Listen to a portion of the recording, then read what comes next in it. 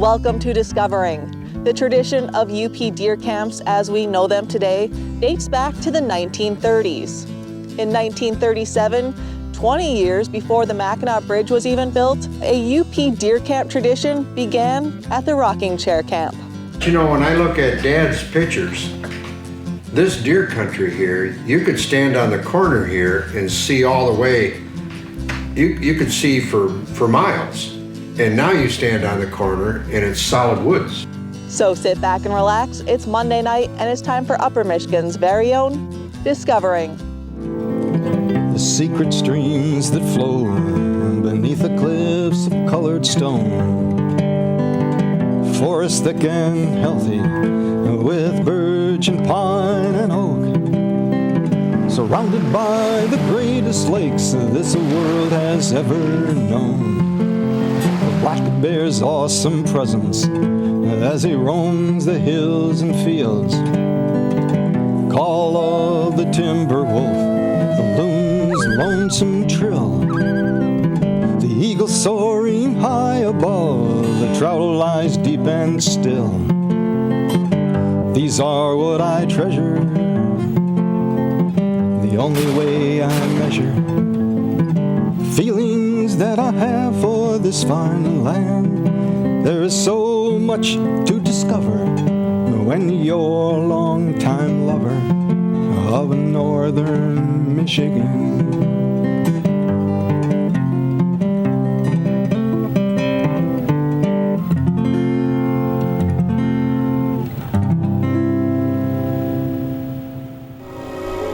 Welcome to Michigan Deer Country. This slide program is about an old-fashioned hunting camp in Michigan's Upper Peninsula. We call it the Rocking Chair Camp. We will review... There was not one chair in this whole circle that was not a rocking chair. Yep. And they each had their own. I mean, you could sit in the other guys, but you better get out when he comes in because it's his chair. Dad made the comment once that the floors were getting weak because they were rocking on them so much that They had to be replaced. The floor had to be replaced. The floor had to be replaced. There were 5 of us planning our first trip. We wanted the best deer hunting Michigan had to offer. In Dad's program, he talks about a tent the first year, and that it snowed so hard and so deep. This cabin came after the tie-paper shacks. They started with the 2 buildings that were left. They turned them around. They stayed in them for a good number of years before they came up with the plan to build. You know, after all, they all had to agree, and that wasn't always something that everybody agreed on. They never all thought alike.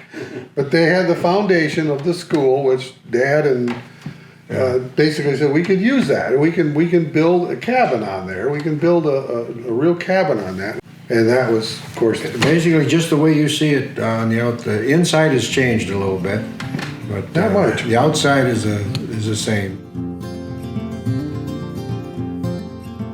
As all camps, some pass away, and then you get to 9. They got down to about 8, and then they were hanging in pretty good, and then 6. You know, one passed away, and then another one got sick, and then they were down to 5, 6. Some decided not to come anymore, and then 2 years later decided they'd like to come back, and they would do that. And so then they would invite him back again. And The first generation of the Rocking Chair Camps last season was 1992. well, we were here when they closed down the rocking chair, when they had their final night, Ross, wasn't it? Oh yeah, they invited all the camps down the road, and they came up to say, We all came, and finally here, they were closing it down. Isn't that the picture though, over there? Isn't that the 4, they were holding Duke up? Yeah, Dad, Ross, And Howard. Howard. Yeah. so all the camps down the road stopped in and Yeah. gave their farewell. Over the next 30 years, the camp changed hands multiple times, falling out of the family and into disrepair. I think maybe they found out that it wasn't probably in the best of deer country. Today, it has come full circle, and the legendary Rocking Chair Camp is back in the family, owned by 2 grandsons of the original crew, Joe Mishmerheisen and Greg Manis. We've only owned it for 4 years probably.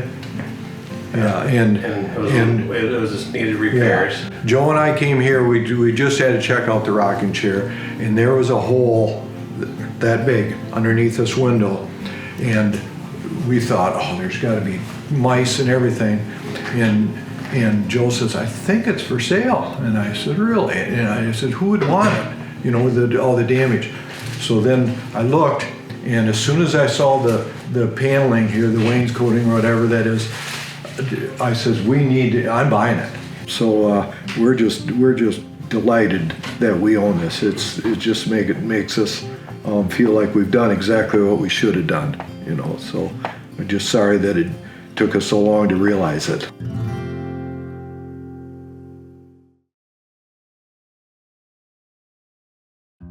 A wonderfully told history of this camp's first 40 years was documented by its original members into a slideshow film produced in the late 70s and narrated by Russ Mishmerheisen.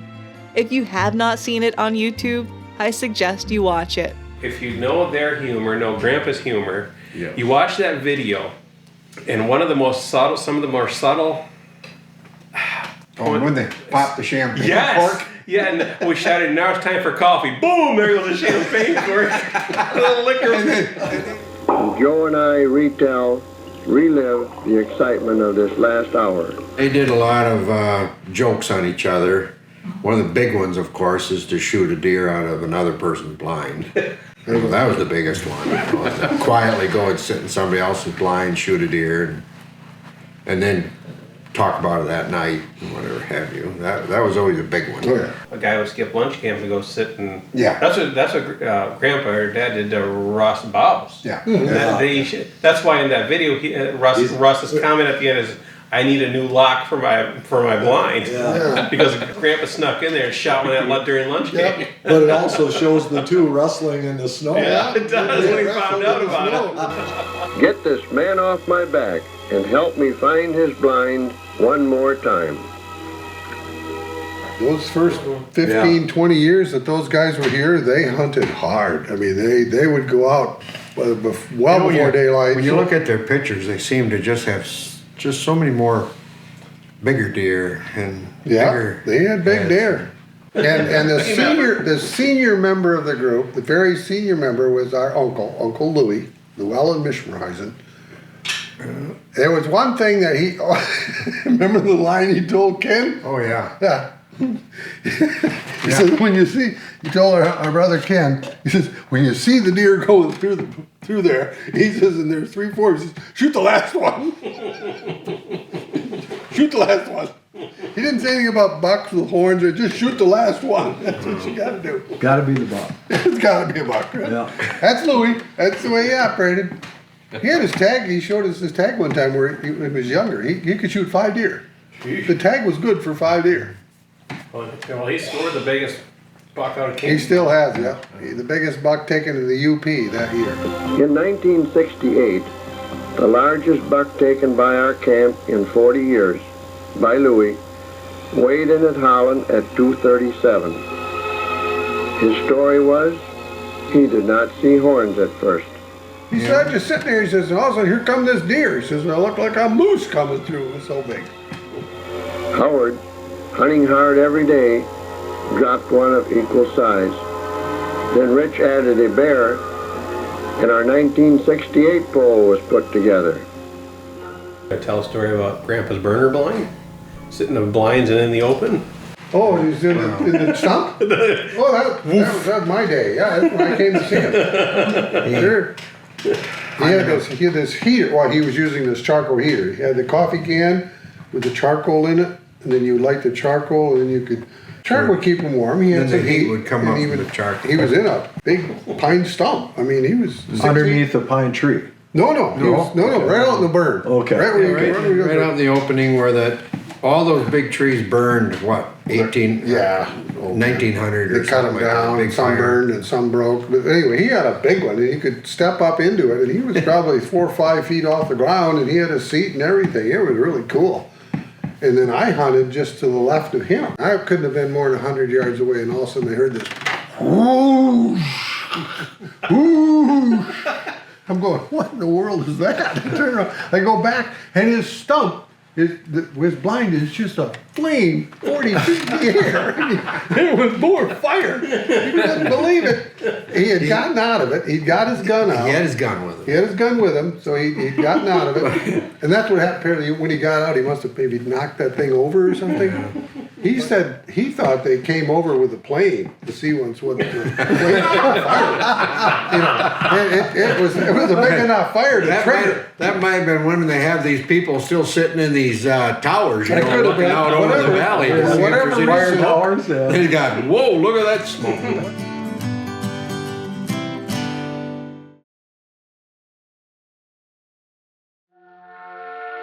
Rocking in a circle this evening are 2 sons and 3 grandsons of the original members. Joe Mishmerheisen. So Russ is my grandpa, and my dad was not a hunter that came up here. I kind of got indoctrinated through my grandpa, who had a big influence on me throughout my life, and that's how I got so hooked about coming to here. And I guess the coup de grace was when I turned 16, so his last year up here, 93, 94, he gifted me for my 16th birthday his hunting rifle, his Remington Woodsmaster, which I still use to this day and have shot every buck back there with that rifle still. I'm Greg Manis from Kalamazoo, Michigan, and my grandpa is Rich Struer, who was one of the first guys in the camp, and he's been an inspiration for me my whole life, and just his stories and stuff just made deer hunting what I wanted to do the rest of my life. So Don Mishmerheisen is my name, and my father was Russell Mishmerheisen, who was one of the original members of this camp, and also the one that implemented the deer hunting program that you see on the video, right? What's it called? Michigan Deer Country. Michigan Deer Country, anyway. And I kind of grew up in this camp. I probably came here when I was 5 or 6 years old, which would have been about 70 to 72 years ago. And I get the benefit of being Russell Mishmerheisen Jr. So I'm not the gentleman that put together the video. That was my dad. And of course my brother Don. So I'm the youngest, and I started coming up deer hunting with an invite from these guys back then. It was fun from that point on. Lots of stories, a lot of fun times. And actually it was the best being that Dad was here in this camp and we had our camp down the road. So it was best of both worlds. Brian Russell Mishmerheisen, his son, 3rd generation, and so I've grown up with both camps here and learned to shoot off the back porch of the greenhorn. All different kinds of trouble in the Ontonagon rivers and all different stuff that we would turn around and do, running around the woods with my cousin. And it just graduated right on into deer hunting, and it wasn't even a question. Even though the actual rocking chair camp was no longer in the family for many years, for the past 50 years, sons and grandsons of that core group have spent every deer season here in a second camp just down the road, the Greenhorn Camp. So in a lot of deer camps, what you have is father, sons, and everybody hunting out of them, but the rocking chair camp had in their bylaws or so, it was only the rocking chair members in the first week, and no sons or daughters or anybody could come except the originals. Just members. Just members. So that's when the idea came from all the sons, Don, myself, and brother Ken, and then John Bouse and Ron Dykstra from Russ Bouse side, and Paul Kaltman from Russ Bouse side. So we got together and said, well, let's go down the road a ways and put up a tent. Tent. It's tent. And we used that tent for about 3 or 4 years until the landowner, Gordy Brown, felt so bad for us that he says, just build a cabin on my property. I won't sell you the property, but just build a cabin on my property so that you can have a carpet floor and a solid roof. And Yep. So that's how the two camps got started. That's how the Greenhorn Camp originated. Just 100 yards down the road. And it was Russ Bouse that came up with it. He had a sign made called greenhorns. So he had greenhorns, he had it all painted and everything else, and he nailed it on the back of our trailer. Greenhorns. Yeah. And that sign still hangs in our cabin. Yeah. What year was that? 1975. But that allowed our parents, our dads, to have their program and continue it. And then we had our program. And of course, our program, being a lot younger, was A lot a little wilder. more wilder. We were making a lot more noise.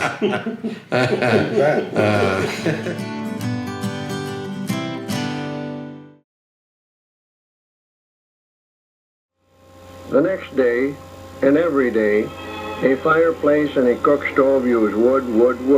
One of the real tricks of when we came, Here is our strategy. well, they'd say, well, you know, Sunday, we're going to be going to the church in Berglund. We like to go there, and we need to get firewood. Show them the oven and all the goodies on the stove. Now put the proposition. You help haul our wood, stay for supper. Every year they would make us haul all their firewood, stack all their firewood, and then we'd stay for dinner. Works every time. So many things happened over the past 50 years. Wow. Can't remember them all, but there were always some really good times, I'll tell you. Lots of good people stopping in, good friends, meeting new people. A tradition that was started by their founding fathers that they continue today is lunch camp. All morning we are in the same area and meet at noon for a lunch break. Little did we know the next few minutes would make Bill a happy man, for his shot took a horn off this beauty. Some walking further than others, but some have a short walk. But anyway, there's a period where you meet at noon and have a fire and bring your lunch, and everybody's talking about what the day. And You can always count on Duke. He will be there to start the fire and help eat your lunch. Well, he never brought lunch. He just never waited brought until lunch. somebody gave him some. What do you got extra? What do you got, half a sandwich? They were at the saw kinda camp, said. which it actually site. was a saw camp. Yeah. That was the camp that they Lumber. established, and they lumbered and took out all these pines. Yep. But there was just umpteen Saw blades. saw blades and pots and pans and bed springs and just whatever was in On that camp. camp Yeah. laid on the ground. And everybody and his brother picked up stuff and brought it in. And we have a bunch of it in our camp, big saw blades. At the and stuff. greenhorn camp, we got At a the big saw greenhorn. blade on the wall. They had a bunch of it here too. I don't know where it all went. But Is this a time on camera where you fess up and tell everybody that you never come to lunch camp? I come to lunch camp? You don't come to lunch camp. Not very often. He don't come to lunch camp. We have a group that attend lunch camp, but some don't. Because I guess they really, really want to get that. They're afraid that 1 hour time period, 30-point bucks coming that, through. that, Yeah. yep, what is it, 30? The 30-point buck. 30 30 point. point. Yeah, 30 coming point. through Turkey then. point. Yeah, the only deer that I saw last year was during lunch camp. The only deer? Yeah, that's the only deer I saw last year was the one I shot. That's for everybody out there that's looking for a deer country to move into and hunt in. One deer. That was a buck. And last year I saw no deer. Same. I saw two. So let's just say that we've got so deep in nostalgia of being here for so long that we don't want to admit the fact that there are a lot of other areas If you want to a shoot whole lot deer. closer Yeah. that have a whole lot bigger bucks. Yeah. I was invited to lunch camp, and surprisingly, Don left his blind to come and join us. Stand there. Get smoked out.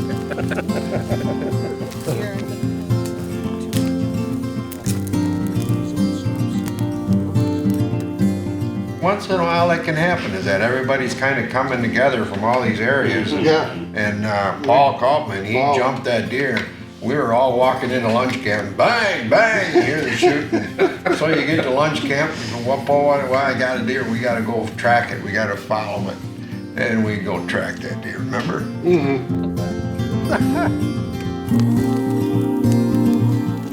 You ended up going about 300 or 400 yards.